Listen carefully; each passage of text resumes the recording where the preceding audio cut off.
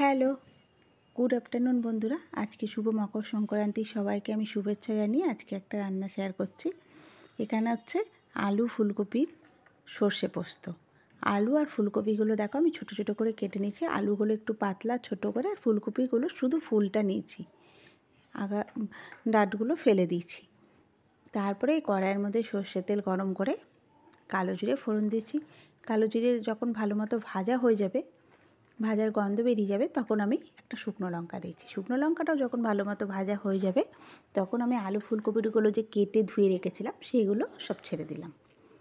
ছেড়ে দিয়ে এবার খুন্তি দিয়ে ভালো মতো এপাশ ওপাশ করে আমি তেলের সাথে আলু ফুলকপিগুলো খুব ভালো মতো মিশিয়ে দিয়ে একটুখানি ভাজা হতে দেব। আমি কিন্তু লবণটা এখন দেব না, আমি তার আগে আঁচটাকে মিডিয়ামে রেখে আমি একটা ঢাকা দিয়ে দিলাম। এই 5 মিনিট পর ঢাকা খুলে আবার ফুলকপিগুলো এপাশ ওপাশ করে ভালো মতো নাড়াচাড়া করে দেব। এখান থেকে জল ছেড়েছে, দেখতেই পাচ্ছ এরকমই। তারপরে আমি যদি লবণটা দিয়ে দিতাম, তো জলটা ছেড়ে ভাজার বদলে সব সেদ্ধ হয়ে কেমন যেন ফুলকপি থেকে ফুলটা ছেড়ে ছেড়ে কেমন যেন হয়ে যায়। ওই জন্যে ভাজার ক্ষেত্রে লবণটা সবসময় পরেই দিতে হয়।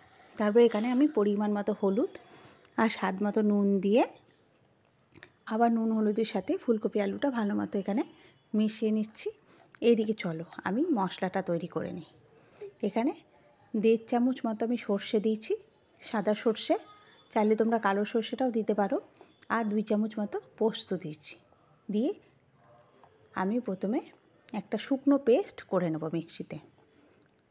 এই দেখো পেস্ট হয়ে গেছে। এবার আমি এর মধ্যে জল দিয়ে তার মধ্যে এক এক করে 2টো কাঁচা লঙ্কা আর একটুখানি টমেটো দেবো।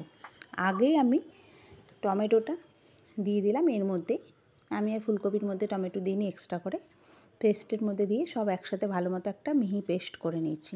এদিকে আমার পেস্টটা আমি সরিয়ে রাখলাম। এবার আমি আলু ফুলকপিটা ভালো মতো আগে ভেজে নেব। যে কোনো এই জিনিসটা ভাজা ভালো মতো না হলে স্বাদটা সেরকম আসে না। তো আমি কন্টিনিউ এইভাবে নাড়তে থাকবো। ঝালটা তোমরা তোমাদের স্বাদ অনুযায়ী একটু বাড়াতে কমাতে পারো, পরিমাণ অনুযায়ী। আরও আমি নেড়ে দিচ্ছি ভালো করে। এখানে শুকনো লঙ্কাও অ্যাড করা যায়, শুকনো লঙ্কার গুঁড়ো চাইলে। তো পোস্ত দিয়ে যে কোনো রান্না এই কাঁচা লঙ্কা দিয়েই আমার মনে হয় বেশি ভালো লাগে, টেস্ট হয়।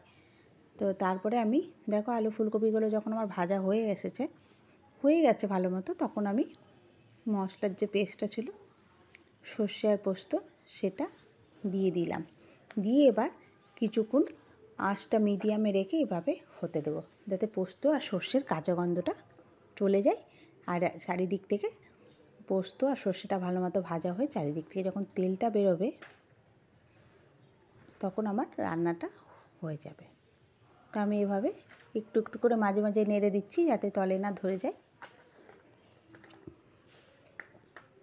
নিয়ে এই রান্নাটা ভাত বলো আর রুটি বলো, পরোটা, সব কিছুর সাথেই খেতে খুব ভালো লাগে।